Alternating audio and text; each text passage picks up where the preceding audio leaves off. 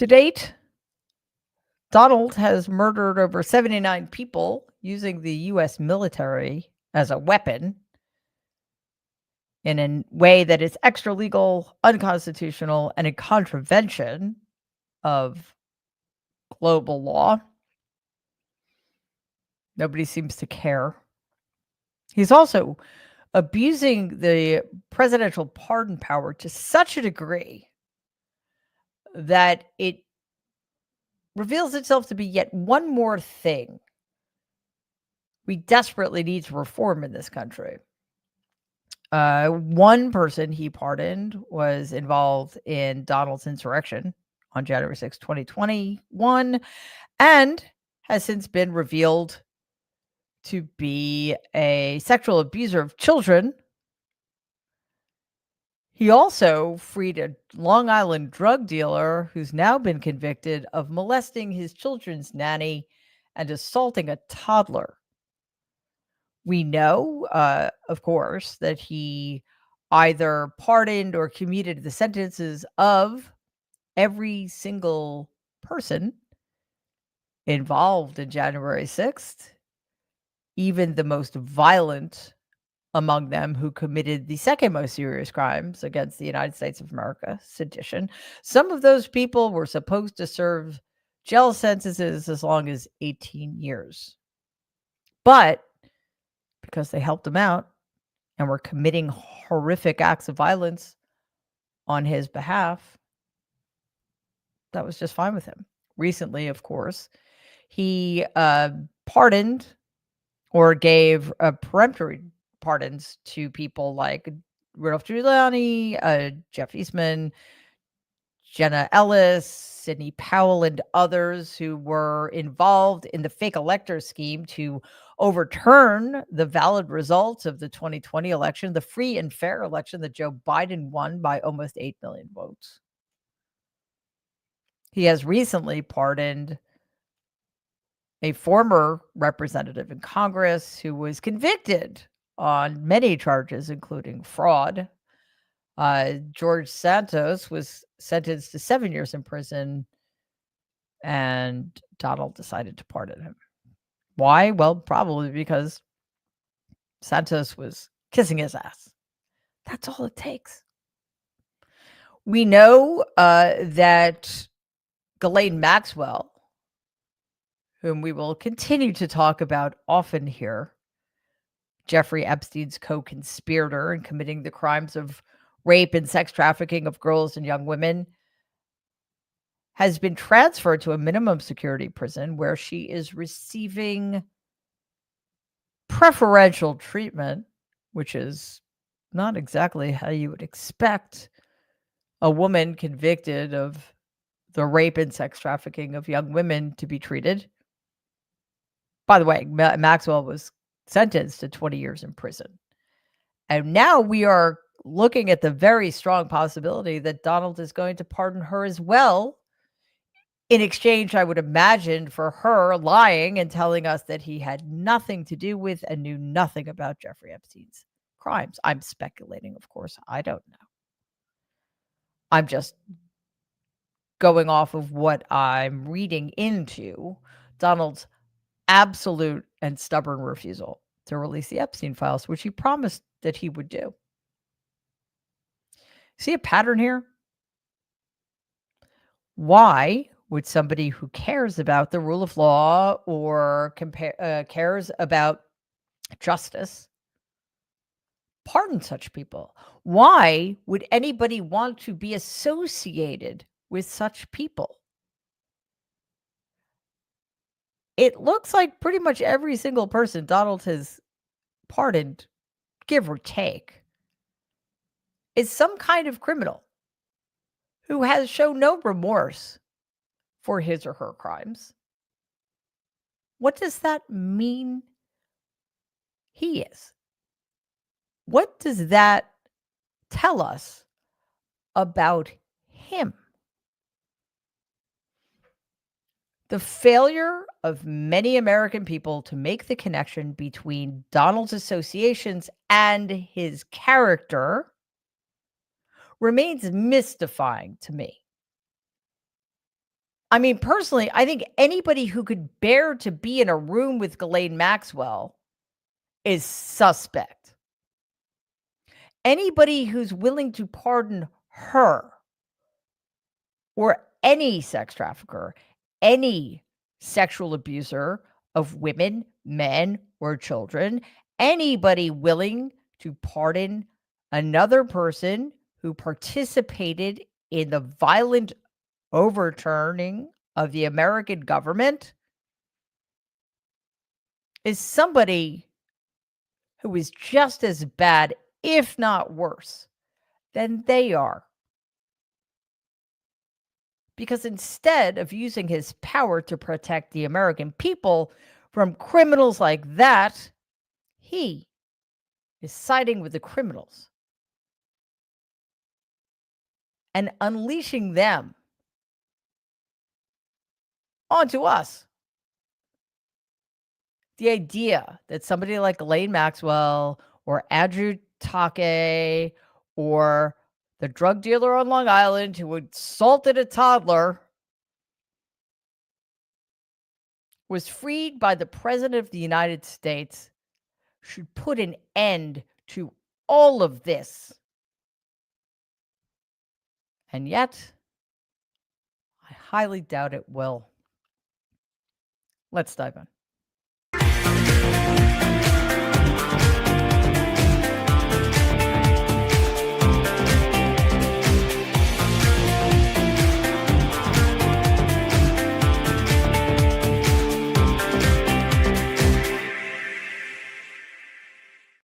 Hello, everybody, and welcome to tonight's episode of Mary Trump Live. It is great to have you with me. Question: who is the last person on the planet who should be commemorating Veterans Day? Yes, that's right. A 5-time draft dodger, disrespecter of servicemen and women throughout this country, coward, and traitor to America. That's who. And yet, here we are. Donald marked today's Veterans Day with an appearance at Arlington National Cemetery, which is just one of the many things lately that makes my blood boil. The fact that that scum has the right to step foot on the grounds of Arlington National Cemetery. You know, it's a little tough to take, especially on a day like today. Everything about the event was, as we should expect at this point, devoid of the respect and gratitude our veterans deserve. First, Donald demonstrated that he does not know the words to God Bless America. Take a look. God bless America.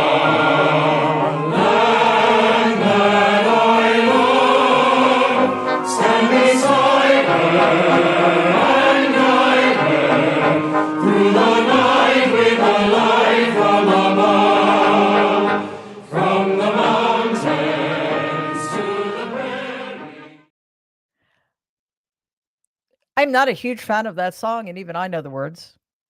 Also, if I am at a solemn event like the commemoration of our veterans, I am not going to bounce around like a distracted toddler. Then in the middle of the day, that again is supposed to be about honoring our veterans, Donald went on about changing the name of the holiday. Watch this. You know, I was recently at an event and I saw France was celebrating Victory Day, but we didn't. And I saw France was celebrating another Victory Day for World War II. And other countries were celebrating. They were all celebrating. We're the one that won the wars. And I said, from now on, we're going to say Victory Day for World War I and World War II. And we could do for plenty of other wars, but we'll start with those two. Maybe someday somebody else will add a couple of more because we won a lot of good ones. All right. Man. You know, sometimes I just run out of patience or the ability to tolerate that moron. This today is not about any wars we won. It is about the sacrifices of our veterans, those who gave some or those who gave all to protect the American people, but also the American ideals of democracy and freedom. It's not about victory. It's about honor and sacrifice, two things about which Donald Trump knows absolutely nothing. Next, in a essentially bizarre and meaningless rant, he bragged about firing people. Here's that clip. And the other thing is we fired thousands of people who didn't take care of our great veterans. They were sadists, they were sick people, they were thieves, they were everything you want to name, and we got rid of over 9,000 of them. And then when Biden came in, he hired them back, many of them. But we got rid of them. And I think we got rid of them permanently. We replaced them with people who love our veterans, not people who are sick people. Every accusation is an admission. The sadist says that other people are sadists. It is unspeakable that that man is allowed anywhere near a ceremony commemorating our veterans. But hearing him, and again, this is nothing new, but it does seem to be worsening. When I hear him say things like that in such settings and in such moments, I think this is not somebody who is oriented to time and place. He doesn't know where he is or why he is supposed to be there. And then there was another moment that captured Donald's audacity when he lectured troops about making the ultimate sacrifice. Or at least he tried to do that. Take a look. Dear God, he said, we ask only this, that if we die, we must die, and we as men would die without complaining, without pleading, and safe in the feeling that we have done our best for what we believed was right. We must do what is right. Colonel Wolverton, too, died for us so bravely in battle. Today we remember. Okay.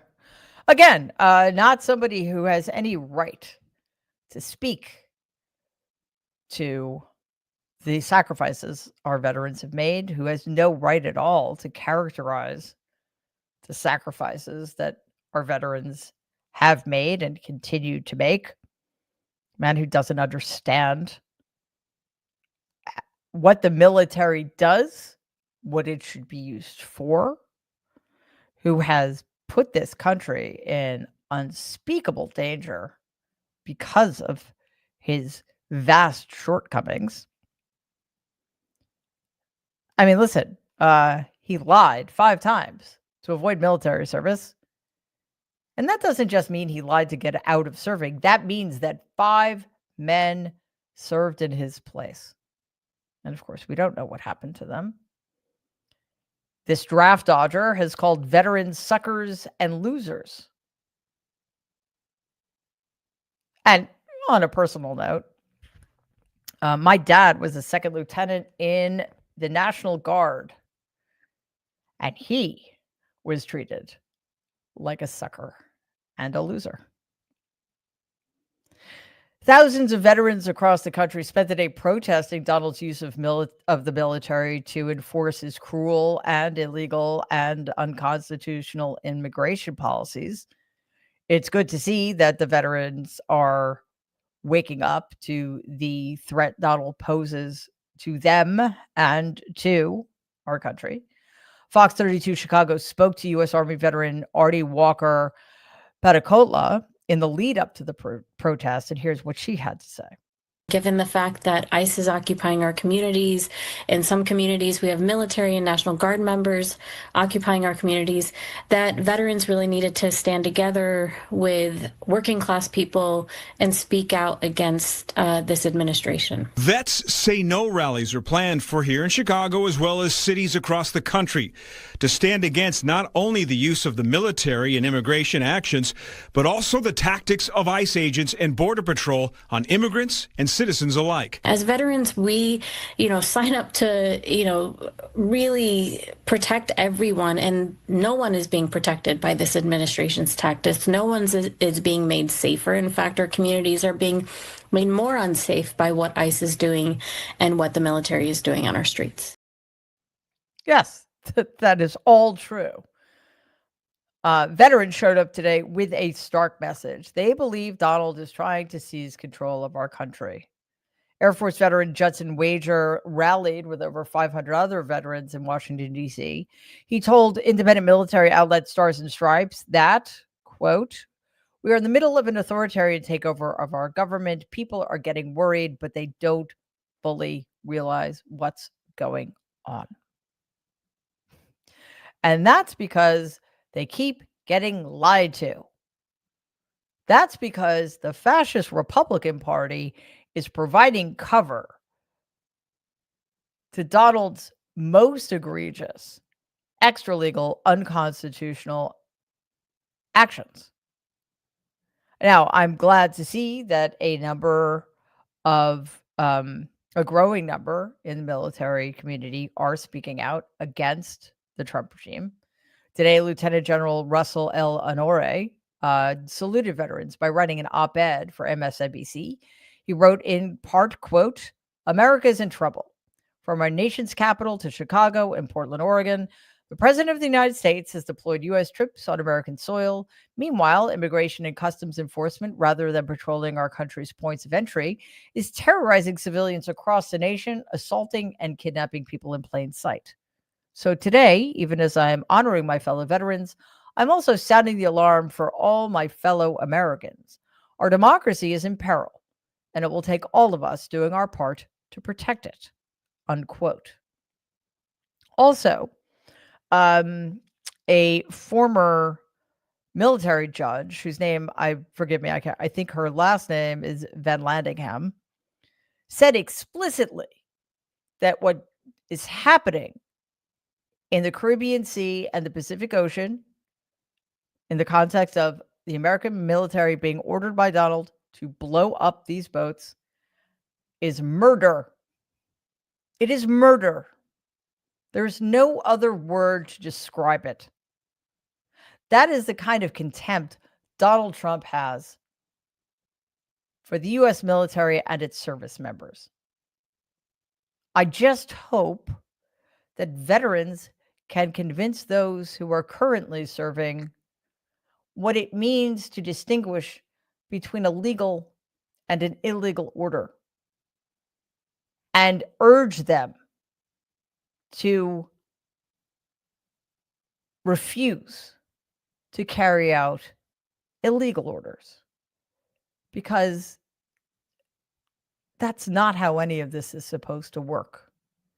You cannot say, "I was just following orders," and expect to get away with the crimes that are being committed by ICE agents and others in the American military. All right. A week ago, voters told Donald and others in the Trump regime that they know now that his campaign promise about lowering costs was a lie. Wonder how Donald reacts to that. Oh, yeah, he lies more. Last night, Fox Day TV host Laura Ingraham asked him about voters' problems with affordability, a word that Donald has neither thought about nor said since last week's election. His response was slightly unhinged. More than usual? I don't know. I'll let you decide. The economy was listed as a top concern. I know you know this, for voters in New Jersey, New York, Virginia. And I know you've been all over the affordability issue today and for the last several months. Eggs, gas, dinner costs for Thanksgiving way down. But other things, as you noted, have gone up. Beef, coffee, but they're come auto down repairs. Is this a voter perception issue of the economy, or is there more that needs to be done by Republicans on Capitol Hill, or done in terms of policy? More than anything else, it's a con job by the Democrats. They're saying, they just have to say, they put out something, say today costs are up. They feed it to the anchors of ABC, CBS, and NBC, and a lot of other, and CNN, and et cetera. And it's like a standard. I'll never forget, they had used a word like manufactured. Do you remember the word manufactured? It's a manufactured economy. Nobody uses that word. Every anchor broke the manufactured. They do exactly what they say. It's such a rigged system. So are you ready? Costs are way down.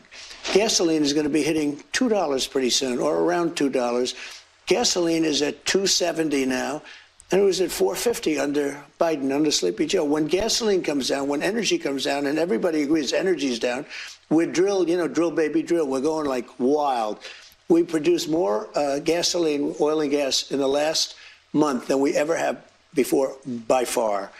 And we're going to also end up filling up the national strategic reserves, which were taken out by Biden in order to try and win an election. Didn't work out too well. They tapped in. That's supposed to be for war, for national emergency, not to get. So are you saying that voters are misperceiving how they feel? Or? Yes, every accusation is an admission.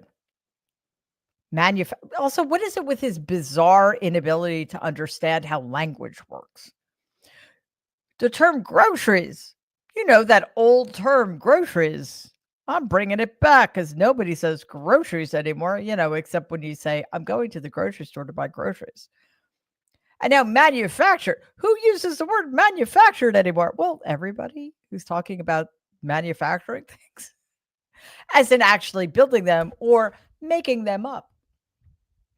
So what Donald would have us believe is that the Democrats are conning the American people, despite the fact that they have no power, into making them think that they're paying more for groceries and gasoline than they really are. How? How does that work exactly? I don't know, but I don't need to know because I'm not the one lying. He needs to be able to explain it, but of course, nobody will ask him to. And even if they did, he'll go off on some tangent about how windmills kill whales. There's some other serious issues that we need to address. Donald is continuing to alienate our country's closest allies. He's done this in many, many ways, most obviously through his unprovoked and, quite frankly, insane trade war and his levying of tariffs against some of our closest trading partners. But this is a little different. CNN reports that the United Kingdom has partially halted intelligence sharing with the U.S. They did this after finding that the Trump regime's lethal strikes on suspected drug trafficking boats violates international law. Many in the UK, our strongest ally for roughly a century now, became concerned that their intelligence might be used to target vessels for these strikes. CNN's national security correspondent, Natasha Bertrand, shared additional details on this development, and this is what she had to say. Previously, the UK had been happy to help the United States locate and interdict vessels that were transiting the Caribbean that appeared to be trafficking drugs. But the key difference, of course, is that it was helping the Coast Guard intercept those vessels, arrest those on board, seize the drugs, and allowing these individuals to have some semblance of due process. But now the US, of course, has started striking these boats unilaterally with military force, killing everyone on board. The total now for number of people killed is around 76. And we're told that the UK is deeply uncomfortable with that, and they believe that it is pretty blatantly illegal. Now, it is unclear exactly how long this intelligence sharing suspension is going to last, but we're told that it has been going on for well over a month now, essentially since the US began its bombing campaign. And it really underscores the continued questions surrounding the legality of this US military campaign, which, of course, the US government, the Trump administration, has insisted is part of an armed conflict that it is waging against cartel members and criminal organizations. But much of the international community, as well as legal experts inside the US, do not see it that way. Let's just start with the so-called rationale for blowing up these boats without provocation. Essentially, this is a dry run. The Trump regime is seeing what it can get away with. If they say narco terrorist, is that enough to allow to convince people that these murders are justified? Well, that's a slippery slope, because we know that the Trump regime has classified Antifa, which is not an organization of any kind whatsoever, is a terrorist organization. So will they just start randomly calling those who stand up against them members of Antifa, therefore terrorists, therefore subject to whatever they want to do to us? Possibly. That's what happens when you start throwing around the word terrorist the way the Trump regime does. But let's get back to what's happening with the UK. I've been concerned about this since the election. By installing people like Director of National Intelligence Tulsi Gabbard, who is a compromised Russian asset, the deeply unqualified, stupid, and Christo-fascist Pete Hegseth at the Secretary at the Department of Defense, et cetera, our allies already had reasons not to trust us. Nothing that's happened since January 20th, 2025 would make them trust us at all, quite frankly. Not trust our government, and certainly not trust the American people for installing such traitors again. So I've been worried that particularly the Five Eyes nations, the Five Eyes nations are an Anglosphere intelligence alliance comprised of Canada, New Zealand, Australia, the United Kingdom, and the United States. That the other member nations would stop sharing intelligence with us for fear that the people running our government would hand that intelligence over to their enemies, like Russia. So there's a fair amount to be concerned about. Although I have to say, I cannot blame the United Kingdom for being so cautious in this instance. What I find mystifying is that other countries aren't rising up against the lawless, murderous behavior of the Trump regime. But let's get back to our veterans. Yesterday, a flight filled with veterans and their families landed in Washington, D.C., and was greeted by an unexpected guest. So I'd like for you to watch this video. And as you do, remember all of our veterans, those still with us, those who no longer are. This honor flight is to honor all the veterans of World War II, Korea, and Vietnam. It's all free for them. We show them all their monuments and explain what their monuments are about. We just try to treat them with dignity that some of them didn't get when they came home from the war. Hello, everybody. What? As we approach Veterans Day, I wanted to stop by and just say thank you for your extraordinary service to you, your family. The sacrifices that all of you made to protect our country is something that will always be honored. And we are very grateful, and we also happen to welcome you with a 70-degree day in D.C., which doesn't always happen around here. That's the first time I've seen a president, former or current, greet an honor flight, and that is absolutely amazing. A commander-in-chief, a leader who's going to show up and tell you that your service was worth something. I think that's the important part, so I think it was a great thing to have. Last time I got to see a president, it was Gerald Ford. How about that? So nice.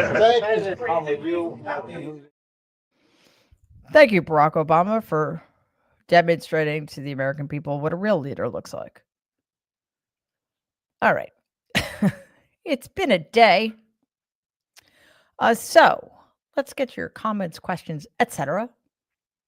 Starting with Lee, who is a new member. Thank you so much, Lee, and welcome. It is great to have you here. Joe, thank you so much. As always, this is a Veterans Day fee, thanking them for their service, and thank you, President Obama. Absolutely. Diane is a member for 5 months. Very cool. Comment, God bless our veterans on this and every day. Mina Cheryl, thank you as always for gifting 1 Mary Trump Media membership and the always wildly anticipated Mina Cheryl twofer. Comment, thank you to our military members, Veterans D fee. Cool. Elizabeth, thank you very much for that. Comment, please accept this token of appreciation for your coverage of Veterans Day and veterans issues. You are by far our favorite Trump. Well, thank you. There's another one who's better and cooler than I am, but we like to keep her under wraps. Joe, thank you again. Oh, it's for the fucking swear jar. Totally.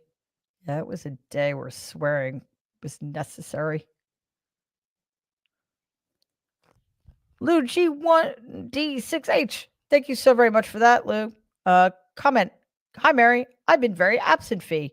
Yeah, but you just did that and you gave us 4 dog emojis. So that's awesome.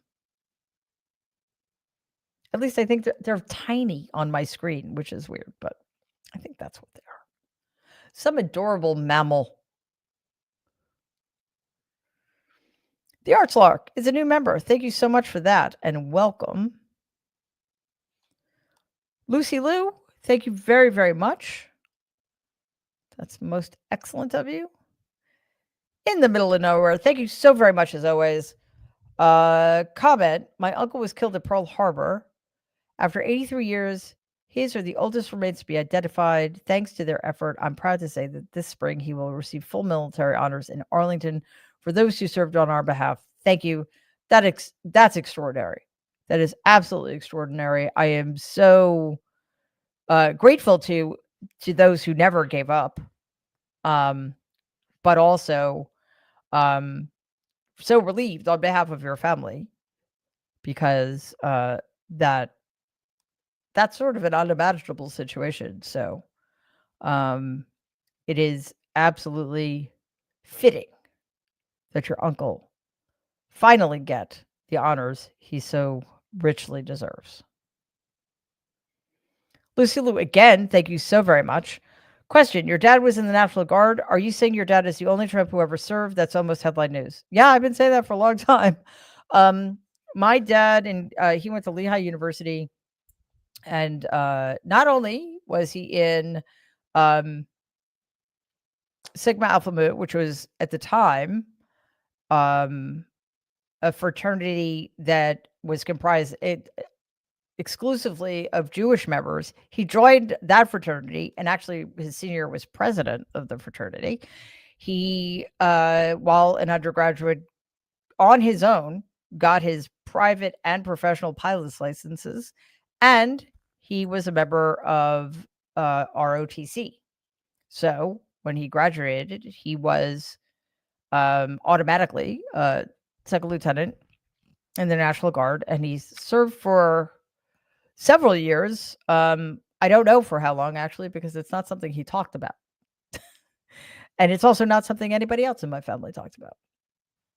But I know because some of his closest friends were from the National Guard. It was something that meant a great deal to him, even though his father and brother had nothing but disdain and contempt for it.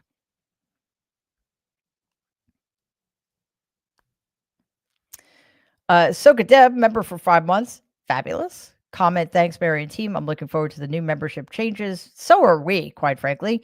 Cheering you on from San Diego. Fabulous. Thank you. That means a lot to us. Truly appreciate it. Daisy is a super sticker. Thanks so much, Daisy, for that. Diane, also a super sticker. Thank you very much. And look, another super sticker. It's like a plethora of super stickers. Thank you, Michelle. That's fantastic. Vicky gifted 5 Veritone Media memberships. Thank you, Vicky, so very much for that. And finally, Susan, thank you for that. As always, comment to all our veterans in the Veritone Media community. Thank you for your service. Thank you to everyone in the chat sharing stories of your family members and friends who served. Actually, there's one more, but before I forget, Susan, I saw your comment on the video we did where I take the Montreal Cognitive Assessment. Yes, this will shock you. There are outtakes. It was very difficult not to burst in uncontrollable laughter while we were recording them. So stay tuned. Michael, thanks so very much, Michael. Comment, as a Marine vet, I want to say it was an honor to serve my country. There was nothing in it for me but honor. Yeah, absolutely. Thank you, Michael. And I am so very sorry that our current commander-in-chief is incapable of honoring your service. Or anyone else's, for that matter. Betty Veronica 2.0, it's been a while. Thank you so much. A comment, Donald said, quote, "We need to take back our country," unquote. His regime is in control of all 3 branches of government. Also, Epstein files buried at Bedminster. Yeah, I think somewhere in the back 9 next to Havana. Perhaps. Just a theory. Brandon is a new member. Thanks so much, Brandon. It's great to have you here as well. And finally, Sharian, thank you very much for that. It is much appreciated. Okay, everybody. Yeah, I'm feeling a little somber today, but it is good, as always, to spend this time with you. So thank you to everybody watching on YouTube, streaming on Twitter, and over at our Substack, The Good in Us. Also, anybody listening to the podcast. Just a quick reminder, yesterday was our 4th anniversary over at Substack, which is kind of shocking to me. I didn't realize, I actually thought it was 3 years, but it's been 4. So if you have not already, go head on over there. It's called The Good in Us. And Substack, it's just a newsletter. So it's more like we live stream this, but it's mostly written pieces. And it's a very cool community. So you might want to check that out. Thank you so much to all of our new members, everybody gifting memberships, all of our super stickers, and everybody gifting to us. We appreciate you so very much, truly. We're trying to break through this algorithm wall, and you guys are helping make it possible. Just in terms of the simplest ways to support us, one is just please subscribe to the channel. It's free. You have access to all of our video content on our homepage. And we don't just have lives. We have videos every single day.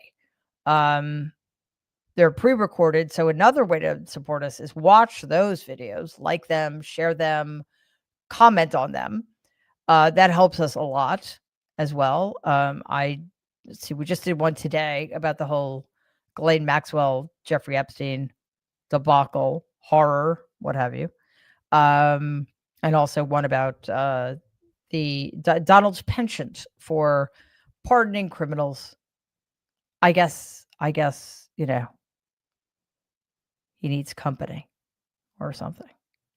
All right, to our moderators who basically kick ass, all the time, just because they care. We very much appreciate that. And to my team,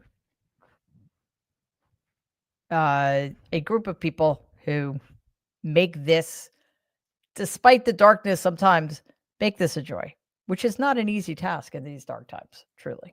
So thanks, guys. I will see you all tomorrow at 6 p.m. Eastern for another episode of Barry Trump Live. Again, please check out our other videos. Go over to the Substack, check that out. And in the meantime, please stay safe and be kind. Good night.